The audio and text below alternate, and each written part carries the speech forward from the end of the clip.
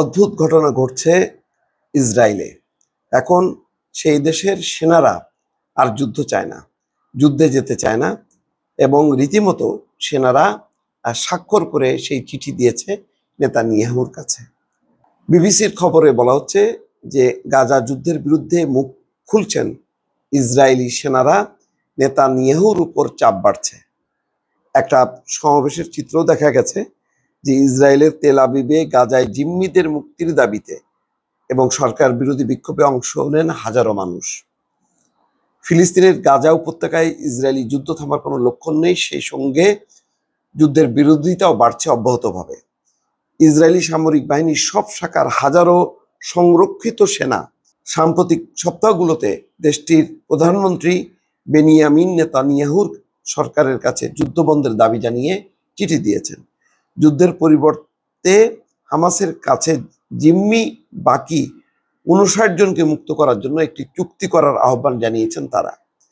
18 মাস আগেও খুব কম ইসরায়েলির মধ্যে ফিলিস্তিনি স্বাধীনতাকামী সংগঠনকে পরাজিত করে জিম্মিদের মুক্ত করার জন্য তুলে ধরা এই যুদ্ধের যৌক্তিকতা নিয়ে সন্দেহ ছিল, কিন্তু এখন আর কোনো সন্দেহ নেই।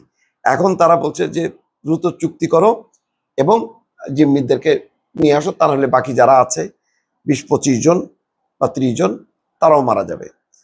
ইসরায়েল ও হামাসের মধ্যে গত জানুয়ারিতে হওয়া যুদ্ধবিরতি এবং 30 জনের বেশি জিম্মিকে মুক্তি দেওয়ার বিষয়টি অনেকের মধ্যে আশা জাগিয়েছিল যে খুব শীঘ্রই যুদ্ধের অবসান হতে যাচ্ছে। কিন্তু গত মার্চের মাঝামাঝি ইসরায়েল যুদ্ধবিরতি ভেঙে একতরফাভাবে যুদ্ধ শুরু করে এবং এখন প্রতিদিনই 20-50 জন 100 জন করে মারা যাচ্ছে, ক্ষেপণাস্ত্র হামলা চালিয়ে যাচ্ছে। আর হামাস বলছে যে তাদেরকে মুক্ত করব, কিন্তু 5 বছরের জন্য যুদ্ধবিরতি চুক্তি সই করতে হবে, কিন্তু ইসরায়েল তাতে রাজি না। ইসরায়েলি গোয়েন্দা সংস্থা মোসাদের সাবেক প্রধান ড্যানি ইয়াতম বলেন, আমরা এই সিদ্ধান্তে পৌঁছেছি যে ইসরায়েল খুব খারাপ অবস্থার দিকে এগোচ্ছে। আমরা বুঝতে পারছি নেতানিয়াহু মূলত নিজের স্বার্থ নিয়েই বেশি ভাবছেন। তার অগ্রাধিকার তালিকায় জিম্মিরা নয়, বরং নিজের এবং সরকারকে স্থিতিশীল রাখার স্বার্থ। অর্থাৎ নেতানিয়াহু ক্ষমতায় থাকতে চায়, তার সরকার ক্ষমতায় থাকতে চায়। এই জন্যই সে ওই যুদ্ধের দিকেই তার লক্ষ্য, বা পুরো ইসরায়েলকে ঠেলে দিচ্ছে যুদ্ধের দিকে। সাম্প্রতিক সময় সরকারের কাছে পাঠানো চিঠিতে ইয়াতমের মতো যারা স্বাক্ষর করেছেন তাদের অনেকেই দীর্ঘদিন ধরে নেতানিয়াহুর সমালোচনা করে আসছেন।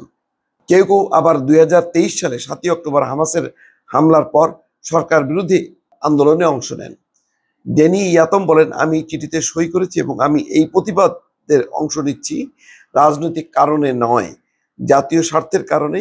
আমি অত্যন্ত উদ্বিগ্ন যে আমার দেশ পথ হারাতে চলেছে। দর্শক খেয়াল করেন তাদের উদ্বেগ উৎকণ্ঠাটা, কিন্তু নেতানিয়াহু তার মধ্যে বিন্দুমাত্র নেই, বরং আরো যুদ্ধের নতুন নতুন ক্ষেত্র সে তৈরি করছে। যেমন সিরিয়ার রাজধানী দামেস্কের একদম প্রেসিডেন্ট প্রাসাদের কাছে হামলা চালাইছে।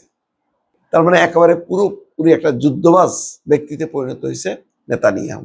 দর্শক ভালো থাকবেন, আল্লাহ হাফেজ।